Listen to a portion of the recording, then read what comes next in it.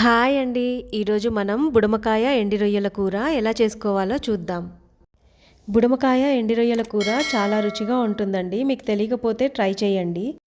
ఈ బుడమకాయలు తెలంగాణలో బాగా పండుతాయండి. బుడమకాయలతో చాలా స్పెషల్స్ చేస్తారు తెలంగాణలో. ఇక్కడ నేను బుడమకాయలు హాఫ్ కిలో తీసుకున్నానండి. బుడమకాయలు కొన్ని పసుపు రంగులో ఉంటాయి, కొన్ని పచ్చ రంగులో ఉంటాయి. ఏవైనా తెచ్చుకోవచ్చు, 2 కలిపి కూడా తెచ్చుకోవచ్చు. ఎండి రొయ్యలనైతే చెటాకు తీసుకున్నానండి. వాటిని తలా తోక తీసేసి శుభ్రంగా 4-5 సార్లు కడిగాను ఇసుక లేకుండా. బుడమకాయని కోసి చూస్తే మనకి లోపలంతా గింజలతో దోసకాయలాగే అనిపిస్తుంది. ఒక్కో బుడంకాయని ముక్క కోసుకొని చేదు చూసుకోవాలండి. ఒకవేళ కండ చేదుగా అనిపిస్తే మొత్తం కాయంతా తీసేయాలి. ఒకవేళ మీకు గింజలు చేదనిపిస్తే గింజలన్నీ తోడేసి కండను మాత్రం కోసుకోవాలి. బుడమకాయ ముక్కల్ని ఇక్కడ చూపిస్తున్న విధంగా అంగుళం సైజులో సన్నగా కోసుకోవాలండి. అలా కోసుకోవటం వల్ల కూర త్వరగా ఉడకడమే కాకుండా బాగా రుచిగా కూడా ఉంటుంది.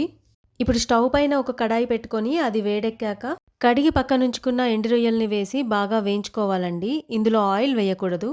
ఇవి వేగడానికి కొంచెం టైం తీసుకుంటుందండి. ఇవి బాగా వేగి రంగు మారేంత వరకు కూడా కలుపుతూనే ఉండాలి, లేదంటే మాడిపోతాయి. రొయ్యలు బాగా వేగి గలగలమని శబ్దం వచ్చాయి అంటే వేగినట్టే అండి. మనం ఇక్కడ రొయ్యల్ని బాగా కడిగి తర్వాత వేయించాం కాబట్టి ఇలా తెలుపు రంగులోకి వచ్చాయండి. మామూలుగా అయితే వీటిని వేయించిన తర్వాతే కడుగుతారండి. అలా వేయించిన తర్వాత కడిగి చేసుకోవాలి అని అనుకుంటే కనుక ఈ రొయ్యలు బ్రౌన్ కలర్లోకి మారుతాయండి. అలా బ్రౌన్ కలర్లోకి మారితే మనకి రొయ్యలు పూర్తిగా వేగినట్టే. ఇప్పుడు మనం ఈ రొయ్యల్లోకి ఒక 2 స్పూన్ల ఆయిల్ వేసుకొని బాగా వేయించుకోవాలండి. అవి వేగుతున్నంతసేపు బాగా కలుపుతూ ఉంటే మాడిపోకుండా ఉంటాయి.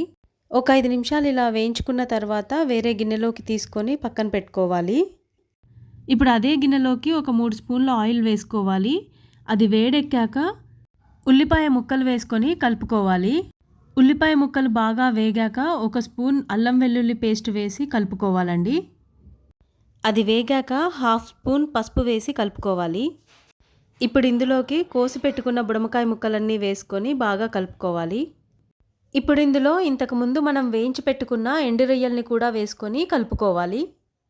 బాగా కలుపుకున్న తర్వాత కొద్దిసేపు వేగనిచ్చి ఆ తర్వాత మూత పెట్టి మగ్గనివ్వాలి.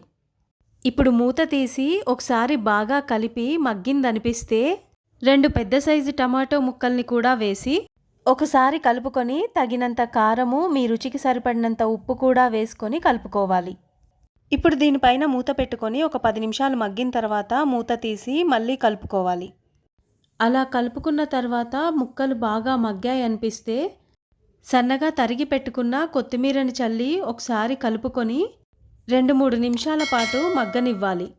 అంతేనండి, నోరూరించే తెలంగాణ స్పెషల్ బుడమకాయ ఎండు రొయ్యల కర్రీ రెడీ. ఈ బుడమకాయ ఎండు రొయ్యల కూరని వేడివేడి అన్నంతో కలుపుకొని తింటే అద్భుతంగా ఉంటుంది. ఇలాంటి వెరైటీ కర్రీస్ మీకు అందించడం కోసం ఒక సబ్స్క్రైబ్ చేసి నన్ను ఎంకరేజ్ చేయండి. Thank you.